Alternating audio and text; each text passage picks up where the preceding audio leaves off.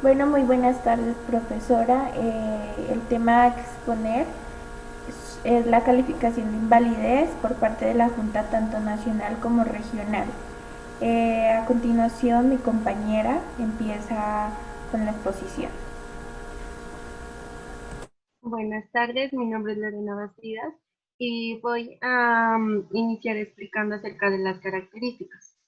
La primera característica es que son organismos de creación legal de orden nacional del sistema de seguridad social, donde se establece que las juntas de calificación fueron y hacia adelante serán creadas mediante la ley y deben aplicar aquellos criterios, principios y valores de la seguridad social de la Constitución. Son personas jurídicas de derecho privado y sin ánimo de lucro. Refiriéndonos a personas jurídicas de derecho privado, es que no son entes públicos y así permiten entonces mayor autonomía y agilidad en el cumplimiento de sus funciones. Y sin ánimo de lucro, que estas no pueden asimilarse ni a sociedades o corporaciones, precisamente porque se impide el reparto de utilidades.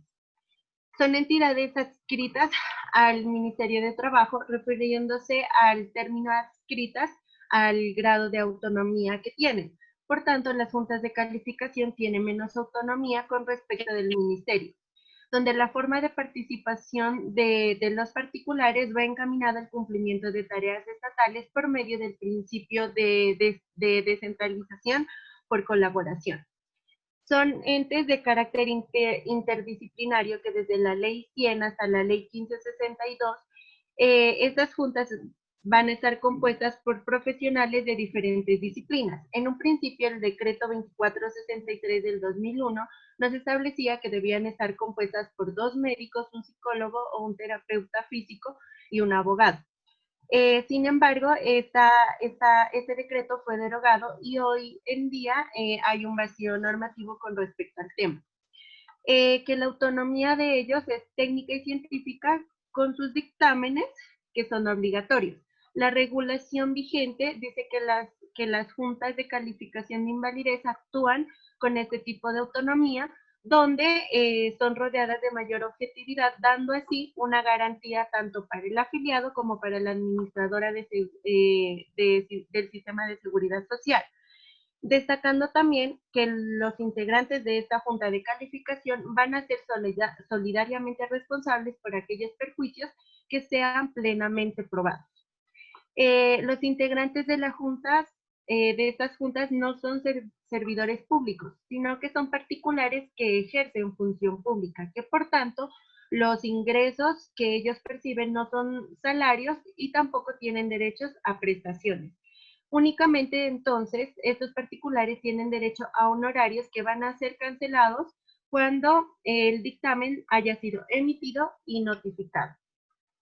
La ley establece los criterios de selección de miembros de las juntas. La ley 1962 del 2005 nos dice que este se hará por medio de concurso público y objetivo, donde el Ministerio de Trabajo debe hacer una convocatoria pública indicando los criterios de ponderación, que es la experiencia profesional de 5 años y la realización de un examen escrito en cuanto al uso del manual único. Una vez hecho esto, las designaciones se van a hacer comenzando con el mayor puntaje. Las juntas de calificación son sometidas a supervisión, inspección y control. Según la ley 1562 del 2012, nos las divide en tres fases. La primera fase nos habla sobre el control administrativo general, que está a cargo del Ministerio de Trabajo, donde comprende aspectos administrativos, operativos, gestión financiera, verificación de la eficiencia en cuanto a la resolución de casos, el cumplimiento al debido proceso y asimismo también el respeto de los derechos legales de las partes. La segunda fase es acerca del control fiscal, que está a cargo de la Contraloría General, de los dineros ingresados a las juntas por ser dinero de carácter público. La tercera fase es un control disciplinario que está a cargo de la Procuraduría General de la Nación con los integrantes de las juntas por ejercer funciones públicas. Sin embargo, la Corte Constitucional ha establecido que ese control disciplinario también lo puede hacer el Ministerio de Trabajo en dos casos. Primero, cuando la Procuraduría no ha iniciado una investigación previa por los mismos hechos, y en segundo caso, cuando la Procuraduría no reclama su poder preferente para llevar a término la investigación que ya había iniciado el Ministerio de Trabajo. Regulación de las juntas, dice que en los aspectos principales se tiene reserva de ley y reglamento para aquellos aspectos operativos. La Corte Constitucional nos ha establecido que la principal regulación de las juntas de calificación es exclusivamente de la ley. Continuando con la exposición, voy a hablar acerca de las funciones que se encuentran en el decreto 1072 del 2005. En primer lugar, tenemos la función con la calificación, que entre ellas está citar a las personas objeto de valoración, estudiar el expediente antes de la emisión del dictamen y entre otras. En cuanto a la función de orden administrativo, tenemos entre ellas el dictar el propio reglamento, escoger contador y revisor fiscal y también implementar mecanismos para que no se dé duplicidad de solicitudes. Y entre las funciones complementarias tenemos que la sede sea de fácil acceso para las personas con discapacidad, que se dé garantía de atención continua y demás. Entre las funciones de los integrantes de las juntas tenemos que ellos deben estudiar los expedientes, realizar las valoraciones y asimismo también asistir a las reuniones que sean convocadas por la junta. En cuanto a las funciones del director administrativo y financiero, ellos deben administrar y custodiar los bienes de la junta, firmar estados financieros y demás. En cuanto a la función de la junta regional, es decidir en primera instancia de aquellas controversias de calificaciones y actuar como peritos para el análisis de las actas que establezca la Junta Nacional. Las funciones de la Junta Nacional es decidir en segunda instancia los recursos de apelación y una vez el dictamen esté en firme, estos deben devolver el expediente a la Junta Regional a la que corresponde. A continuación, mi compañera sigue con la exposición. Bueno, continuando con la exposición, voy a exponer lo que es referente al marco normativo de estas juntas. Bueno, a lo largo de la investigación nos hemos podido percatar que ha habido un gran ámbito jurídico frente a la regulación sobre estas, pero las normas actuales son, por ejemplo, la Ley 100 de 1993 es una de las leyes principales en donde se encuentran aspectos generales frente a algunas disposiciones de la regulación de estas.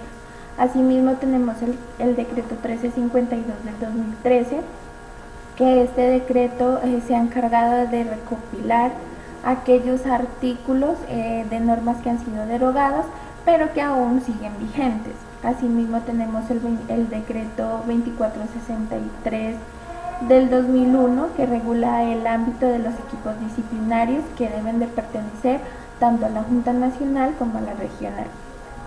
Asimismo tenemos el decreto 7072 del 2015, que regula el marco reglamentario de las juntas tanto regional como nacional. Asimismo tenemos la ley 1562 del 2012, que es aquella que regula la naturaleza jurídica de estas dos juntas. Asimismo, en esta ley se ha dado la facultad al Ministerio de Trabajo para tener la función de supervisar y controlar estas juntas. Asimismo tenemos el decreto 1072 del 2015, que es aquel que regula la prohibición a los funcionarios de estas juntas para exigir otro tipo de remuneración al que ya se les está dando. Asimismo tenemos la ley 962 del 2005, que es la que regula todo el proceso que se debe de llevar a cabo para la elección de los funcionarios de estas juntas. Asimismo, el Código Contencioso Administrativo, que es aquel que regula los impedimentos y recusaciones que tengan los miembros de estas juntas para declararse impedidos. Más específicamente, el decreto 1072 del 2015 especifica más a fondo estas recusaciones e impedimentos por parte de los funcionarios de las juntas. A continuación, mi compañera sigue con la exposición. Mi nombre es Paula Ibáñez.